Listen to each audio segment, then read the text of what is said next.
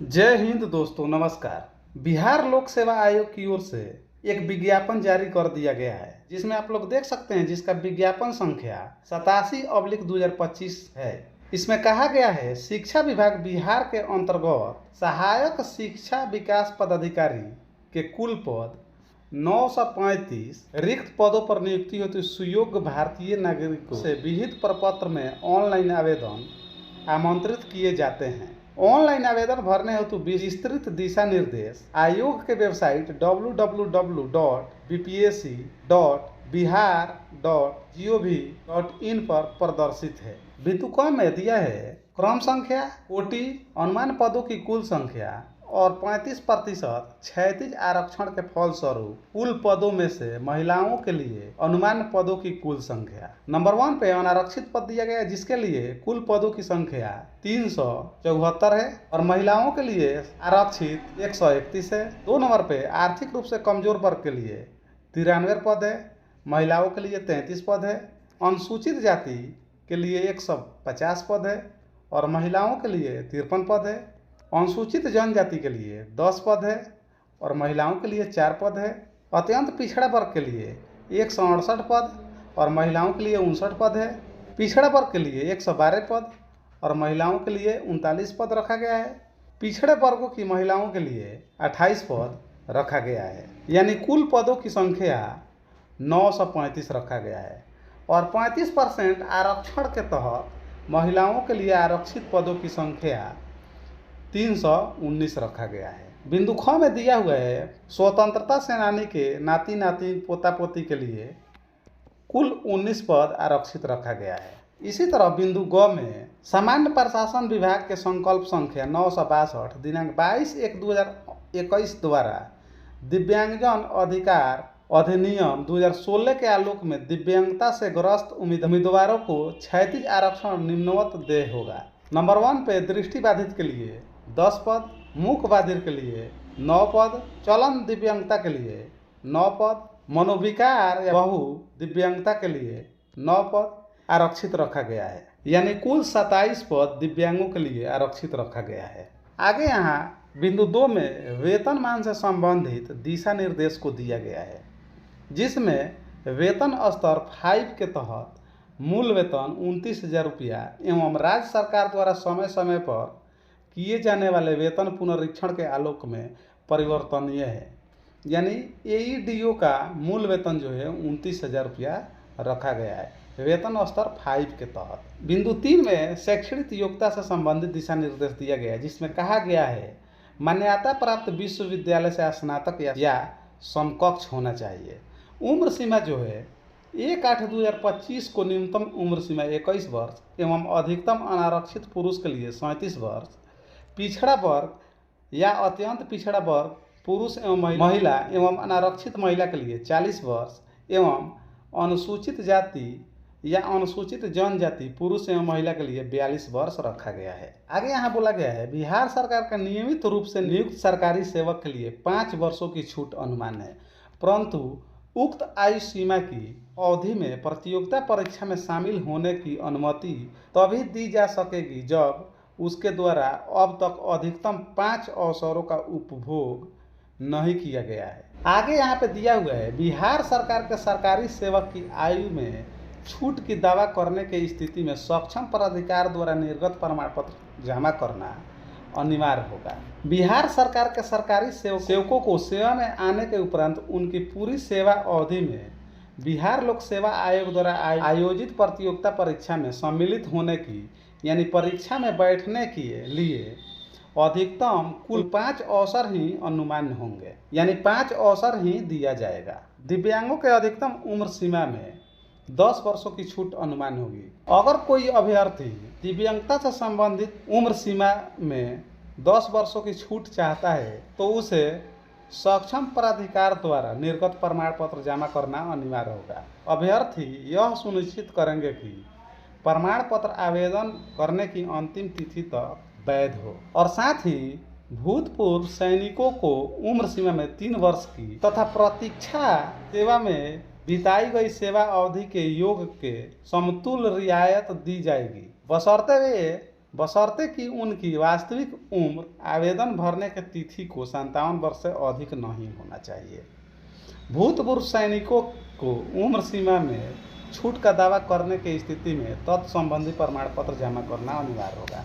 लिखित परीक्षा में शामिल सामान्य वर्ग के उम्मीदवारों को 40% तथा पिछड़ा वर्ग के उम्मीदवारों के लिए 36.5%, अत्यंत पिछड़ा वर्ग के उम्मीदवारों को 34% एवं अनुसूचित जाति या अनुसूचित जनजाति महिलाओं तथा निःशक्त दिव्यांग उम्मीदवारों को 32% अर्हता प्राप्त करना अनिवार्य होगा। इससे कम अंक लाने वाले व्यक्ति को फेल घोषित किया जाएगा। लिखित परीक्षा के विषय पत्र, परीक्षा की प्रकृति, प्रश्नों की संख्या, परीक्षा की अवधि एवं कुल अंक निम्नांकित होंगे। पत्र संख्या 1 में सामान्य भाषा दिया गया है, जिसमें सामान्य अंग्रेजी 30 नंबर का और सामान्य हिंदी 70 नंबर का है। यानी परीक्षा की प्रवृत्ति जो है वस्तुनिष्ठ होगी और प्रश्नों की संख्या 100 होगी। समय अवधि जो है 2 घंटा दिया गया है। कुल अंकों की संख्या यानी इस पेपर 1 को पास करने के लिए 30% मार्क्स लाना अनिवार्य है। सेकंड में सामान्य अध्ययन वस्तुनिष्ठ टाइप के होगा, प्रश्नों की संख्या 100 होगी और समय अवधि जो है वो भी 2 घंटा होगा और कुल अंकों की संख्या भी 100 होगी। सामान्य योग्यता में भी 100 प्रश्न पूछे जाएंगे और समय अवधि 2 घंटा दिया जाएगा।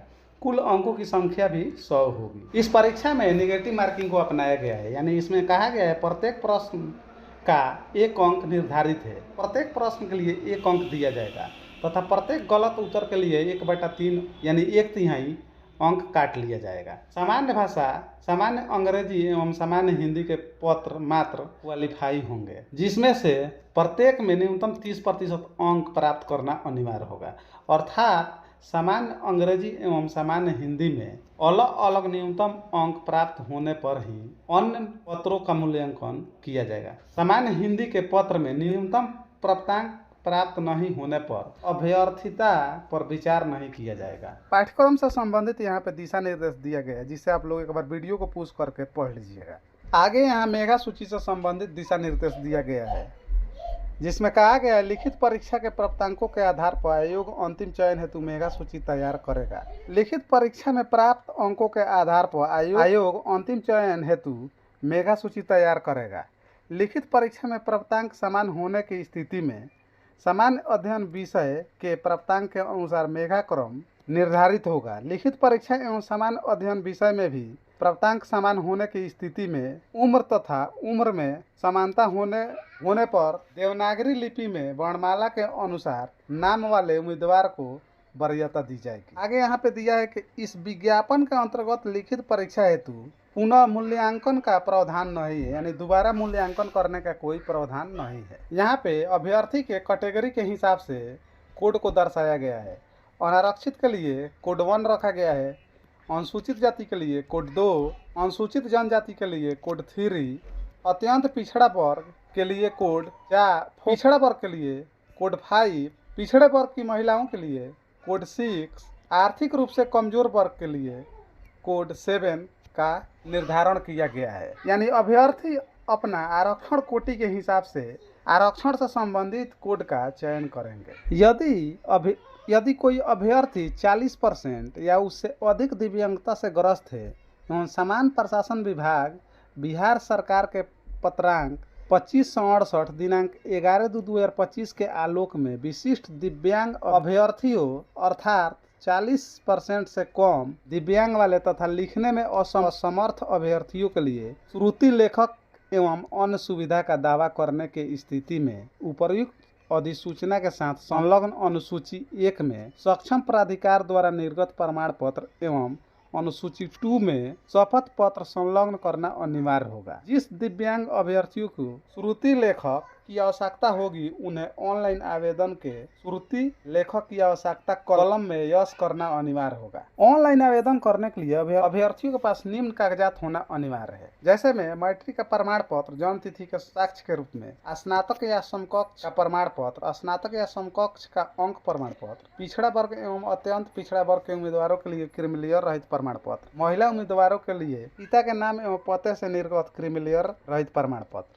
अनुसूचित जाति अनुसूचित जनजाति के उम्मीदवारों के लिए जाति एवं अस्थायी निवास प्रमाण पत्र, महिला उम्मीदवारों के लिए पिता के नाम एवं पता से निर्गत प्रमाण, जाति एवं अस्थायी निवास प्रमाण पत्र। बिहार राज्य के अस्थायी निवासी अनारक्षित वर्ग के महिला उम्मीदवारों के लिए पिता के नाम एवं पता से निर्गत अस्थायी निवास प्रमाण पत्र होना अनिवार्य होगा। आर्थिक रूप से कमजोर वर्ग यानी EWS का दावा करने वाले आवेदक बिहार सरकार के अधिसूचना संख्या 2006/22 दिनांक 26/2/2019 के आलोक में विहित प्रपत्र में सक्षम पदाधिकार द्वारा निर्गत तत्व संबंधी प्रमाण पत्र आवेदन करते समय उक्त प्रमाण पत्र वैध होना चाहिए। स्वतंत्रता सेनानी के नाती पोता नाती नातनी के लिए भी प्राधिकृत पदाधिकारी के हस्ताक्षर से निर्गत प्रमाण पत्र होना अनिवार्य होगा। दिव्यांग अभ्यर्थियों के लिए भी सक्षम पदाधिकार द्वारा निर्गत प्रमाण पत्र होना चाहिए। इस फॉर्म को भरने के लिए परीक्षा शुल्क निर्धारित किया गया है। इसमें कहा गया है सामान्य प्रशासन विभाग बिहार के संकल्प विज्ञापन 15/568 दिनांक 21/8/2025 के आलोक में प्रत्येक अभ्यर्थी को